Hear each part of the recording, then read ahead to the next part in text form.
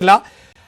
ശ്രീ വസന്ത്, താങ്കൾ തുടക്കത്തിൽ കേട്ടിട്ടുണ്ടാകില്ല, താങ്കൾ വൈകിയാണ് ജോയിൻ ചെയ്തത്. എങ്കിൽ പോലും രണ്ട് ചോദ്യങ്ങളാണ് എനിക്ക് ചോദിക്കാനുള്ളത്. തുടക്കത്തിൽ ഒന്ന്, ഈ തൃശ്ശൂരിൽ തന്നെ കോൺഗ്രസ് അതിൻ്റെ തെരഞ്ഞെടുപ്പ് പ്രചാരണം ആരംഭിക്കുമ്പോൾ എന്ത് സന്ദേശമാണ് നൽകുന്നത്? അതായത് കേരളത്തിലും പ്രധാന എതിരാളി BJP ആണ് എന്നാണോ കോൺഗ്രസ് പറഞ്ഞു വെക്കുന്നത്?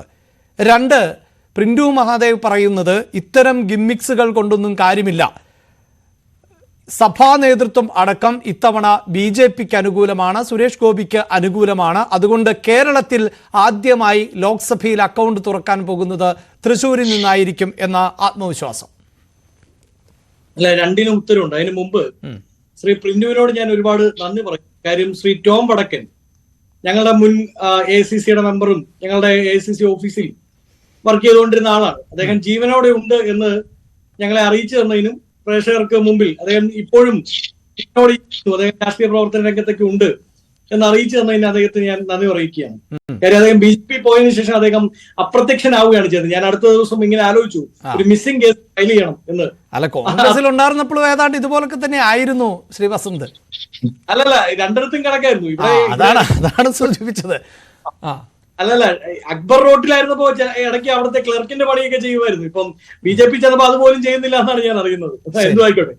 രണ്ട്, ഞാൻ പറഞ്ഞ PC ജോർജിന്റെ പിന്തുണ. ശ്രീ പ്രിന്റു, ഞാൻ പൂഞ്ഞാർ നിയോജക മണ്ഡലത്തിൽ പാറത്തോട് ഗ്രാമപഞ്ചായത്തിൽ നിന്ന് വരുന്ന ഒരാളാണ്. അദ്ദേഹം UDFന്റെ MLA ആയിരുന്നപ്പോഴും ഞാൻ കോൺഗ്രസ് ആണ്. അദ്ദേഹം LDFിലേക്ക് ചേക്കേറാൻ ഞാൻ കോൺഗ്രസ് ആണ്. അദ്ദേഹം സ്വതന്ത്രനായി മത്സരിച്ചപ്പോഴും ഞാൻ കോൺഗ്രസ് ആണ്. ഇന്ന് അദ്ദേഹം നിങ്ങളുടെ കൂടെ ചേർന്നപ്പോഴും ഞാൻ കോൺഗ്രസ് ആണ്. അതുകൊണ്ട് ശ്രീ നിയോജകമണ്ഡലത്തിലുള്ള ബന്ധങ്ങളെ പറ്റിയും അദ്ദേഹത്തിന് ഇവിടുത്തെ സഭാ നേതൃത്വവുമായുള്ള ആഴമേറിയ ഇൻ ഡെപ്ത് റിലേഷൻഷിപ്പ് എന്ന് അങ്ങ് പറഞ്ഞ ആ ബന്ധത്തെ പറ്റിയും അങ്ങ് എനിക്ക് ക്ലാസ് എടുക്കരുത്, അങ്ങനെ ഒന്നേ ഇല്ല.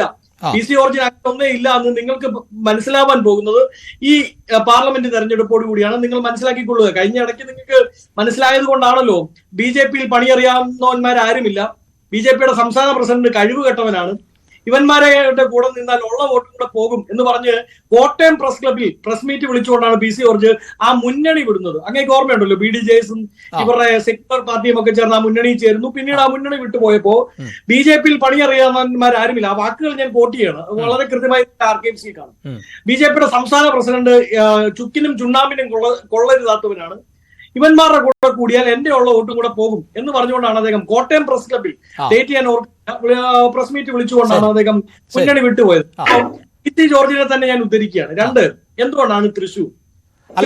ഞാൻ അവിടെ ഒന്ന് ഇടപെടുന്നത്, താങ്കൾ ഈ സൂചിപ്പിച്ചതുപോലെ ഇത്രയധികം എതിർപ്പുകളും വിയോജിപ്പും പറഞ്ഞ ഒരു നേതാവിനെ വീണ്ടും കൂടെ കൂട്ടാൻ BJPക്ക് സാധിക്കുന്നു എന്ന ഭാഗവും നമുക്ക് വിസ്മരിച്ചുകൂടാ.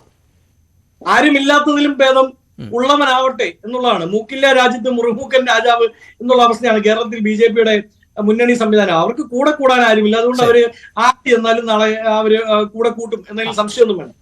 അതുകൊണ്ട് BJP ഇപ്പൊ PC ജോർജിനെ ചുമക്കുന്നു. കുറച്ചു കാലം കഴിയുമ്പോൾ ചന്ദനം ചുമന്നവനെ ചന്ദനം നാറുകയും ചാണകം ചുമന്നവനെ ചാണകം നാറും എന്ന് പറഞ്ഞ പോലെ കുറച്ചുകൂടി ത്തിന്റെ മണം PC ജോർജിനാൽ അവിടെ നിന്ന് വമിക്കപ്പെടുമ്പോ ഒന്നെങ്കിൽ ഇവരെടുത്ത് പുറത്തു കളയും, ഇല്ലെങ്കിൽ അദ്ദേഹം തന്നെ സ്വമേധയാ വെളിയിൽ വരും. അതവിടെ നിൽക്കട്ടെ. PC ജോർജ് ഒന്നും കേരള രാഷ്ട്രീയം ചർച്ച ചെയ്യേണ്ട അവസ്ഥയേ അല്ല. അങ്ങനെ ഒരു വ്യക്തിയാണ് എന്ന് ഞാൻ വ്യക്തിപരമായി വിശ്വസിക്കുന്നില്ല.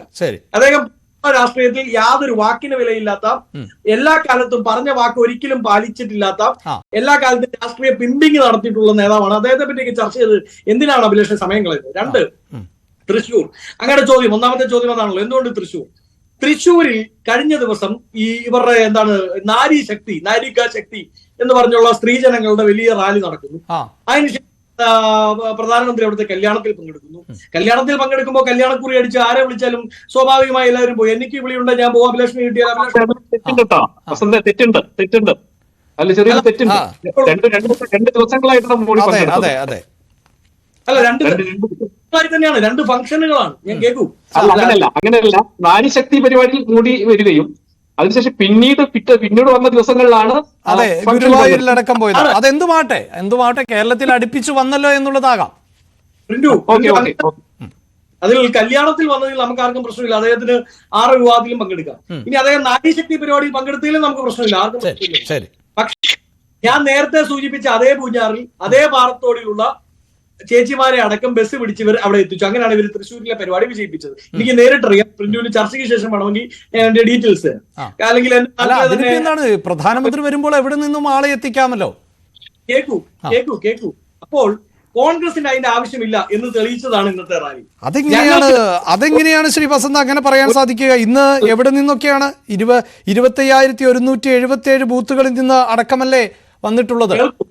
കേൾക്കൂ, അവർ പറഞ്ഞത് തൃശ്ശൂരിൽ നാരീശക്തി പറഞ്ഞത് തൃശ്ശൂർ പാർലമെന്റ് മണ്ഡലം എന്നൊക്കെ പറഞ്ഞുകൊണ്ടാണല്ലോ നടത്തിയത്. ഞങ്ങൾ കേരളത്തിലെ മുഴുവൻ ബൂത്ത് പ്രസിഡന്റുമാരെയാണ് അവിടെ എത്തിച്ചത്. ബൂത്ത് പ്രസിഡന്റുമാരല്ലാതെ KPCCയുടെ നേതാക്കളല്ലാതെ മറ്റൊരു നേതാവും അവിടെ ഇല്ല. ഞങ്ങളുടെ ബൂത്ത് തല പ്രവർത്തനങ്ങൾ തുടങ്ങി വെക്കുകയാണ്. അത് തുടങ്ങി വെക്കുമ്പോൾ 1-ാം നമ്പർ ശത്രു BJP ആണ് എന്ന് പറയുന്നതിന് ഞങ്ങൾക്കൊരു മടിയുമില്ലെന്ന്.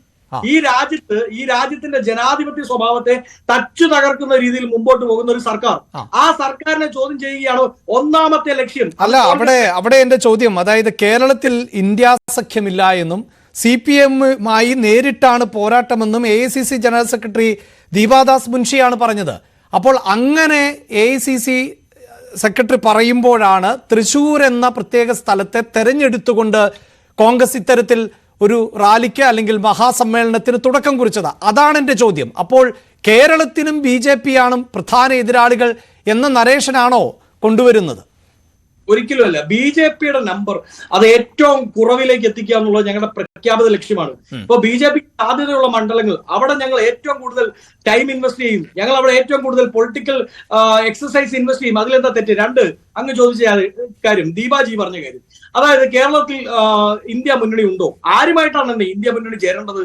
ഇന്ത്യ മുന്നണിയുടെ കോർഡിനേഷൻ കമ്മിറ്റിയിലേക്ക് ഇതുവരെ റെപ്രസെന്റേറ്റീവിനെ വിടാത്ത, ഇന്ത്യ മുന്നണിയുടെ പൊളിറ്റിക്കൽ എക്സസൈസ് ആയ ജോഡോ യാത്രയിൽ പങ്കെടുക്കാത്ത, അതിന്റെ അവസാന സമ്മേളനത്തിൽ വരാത്ത, ഇന്ത്യ മുന്നണി എന്ന് പറയുന്ന പ്രതിപക്ഷ ഐക്യത്തിന് കടക്കൽ കത്തിവെക്കുന്ന 3-ാം മുന്നണി എന്ന ആശയം ഉണ്ടാക്കി ഹൈദരാബാദിൽ വണ്ടി കയറിപ്പോയി അവിടെ KCR-നെ പ്രധാനമന്ത്രിയാക്കണമെന്ന് പറഞ്ഞ് അവിടെ പൂവിട്ട് പൂജിക്കാൻ കൂടെ നിന്ന പിണറായി വിജയനെ CPM-നെ ഞങ്ങൾ മുന്നണിയിൽ ചേർക്കണോ? അത് സാധ്യമല്ലെന്നേ. അത് കോൺഗ്രസിന്റെ എത്രയോ കാലം മുമ്പുള്ള പ്രഖ്യാപിത നിലപാടാണ്. അഭിലാഷൻ ഞാനും ചർച്ചകളിൽ ഞാൻ കേരളത്തിലല്ലേ പറയാൻ സാധിക്കൂ ശ്രീ വസന്ത്? ഒരിക്കലുമല്ല. കോർഡിനേഷൻ കമ്മിറ്റിയിൽ പങ്കെടുക്കാത്ത ഒരു പാർട്ടി എങ്ങനെയാണ് ആ മുന്നണി യോഗത്തിൽ ഉണ്ടെന്ന് പറയാൻ പറ്റുക? അങ്ങനെ ഒരു മുന്നണി യോഗത്തിൽ അവരില്ലെന്നേ. ഞാൻ വളരെ കൃത്യമായി പറഞ്ഞല്ലോ. ഈ അടുത്തയിൽ പ്രതിപക്ഷം ചെയ്ത ഏറ്റവും വലിയ പൊളിറ്റിക്കൽ എക്സസൈസ് അതേതാണ്? അത് ജോഡോ യാത്രയാണ്. ആ ജോഡോ യാത്രയുടെ അവസാന വേദിയിലേക്ക് ക്ഷണം ലഭിച്ചിട്ട് മാറി നിന്നവരാണ് ഇവർ. ഒന്ന്. രണ്ട്, 3-ാം മുന്നണി എന്ന് പറയുന്നത് എല്ലാ കാലത്തും ഒരുപക്ഷെ എനിക്ക് തോന്നുന്നു UPA ഗവൺമെന്റിനെ താഴെ ഇറക്കുന്നതിൽ പോലും പങ്കുവഹിച്ചത് 3-ാം മുന്നണി. ആ 3-ാം മുന്നണി എല്ലാ പ്രതിപക്ഷ സഖ്യത്തെ, പ്രത്യേകിച്ച് കോൺഗ്രസിന്റെ സഖ്യത്തെ കടക്കൽ കത്തിവെക്കുന്ന പണിയാണ്. ആ പണിക്ക് ഇറങ്ങിമാരാണ് ആര്? CPM-കാർ. എല്ലാ കാലത്തും അവർ ഹൈദരാബാദിൽ പോയി 3-ാം മുന്നണി ഉണ്ടാക്കാൻ നോക്കുന്നു, ബംഗാളിൽ പോയി ഉണ്ടാക്കാൻ നോക്കുന്നു. പറ്റിയാൽ എന്താണ് പിണറായി വിജയന് പ്രധാനമന്ത്രിയാവാൻ സാധിക്കുമെങ്കിൽ അതിനും തയ്യാറായി ഉടുപ്പും തയ്ച്ചിരിക്കുന്ന ടീംസാണ്.